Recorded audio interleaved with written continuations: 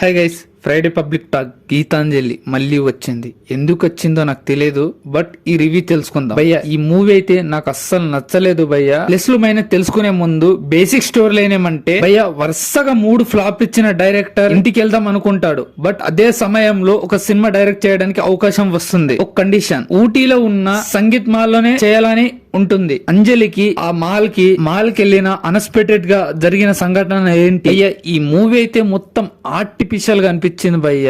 ఇది revenge drama కదా, వీళ్ళకి అంజలికి మాల్ కి సంబంధం ఏంటి అనేది మూవీ భయ్య. రివెంజ్ డ్రామా మేం థీమ్ అయినా కానీ ఎక్కడ వర్కౌట్ అవ్వలేదు భయ్య. కరెక్ట్ అయితే ఎగ్జిక్యూషన్ అయితే చేయలేదు భయ్య. హర్రర్ ఎలిమెంట్స్ కూడా సరిగా ఉండవు. కామెడీ అక్కడక్కడ కొన్ని చోట అయితే నవ్వుకుంటాం. గీతాంజలిలో ఉన్నట్టు దీంట్లో అయితే అంత ఎక్స్పోర్ట్ చేయలేదు భయ్య. ఎంతైనా హర్రర్ కామెడీ అయితే హర్రర్ మీద అయితే అస్సలు ఫోకస్ చేయలేదు భయ్య. మొత్తం కామెడీ మీద చేశారు, బట్ కానీ అది వర్కౌట్ అవ్వలేదు భయ్య. చాలా మంది కామెడీ ఆర్టిస్టులను పెట్టుకొని ఒక్కళ్ళకు కూడా సరిగా వాడుకోలేదు అనిపించింది భయ్య నాకైతే. ఆలిగల్ క్యారెక్టర్ ఎందుకుందో కూడా నాకు తెలియలేదు భయ్య. గీతాంజలి మళ్ళీ వచ్చిందన్నారు కదా, గీతాంజలి క్యారెక్టర్ ని అస్సలు పట్టించుకోలేదు భయ్య. లాస్ట్ క్లైమాక్స్ లో తెస్తారన్నమాట. మొత్తం హర్రర్ తోటి దయ్యాలతోటి అయిపోతుంటది మొత్తము భయ్య.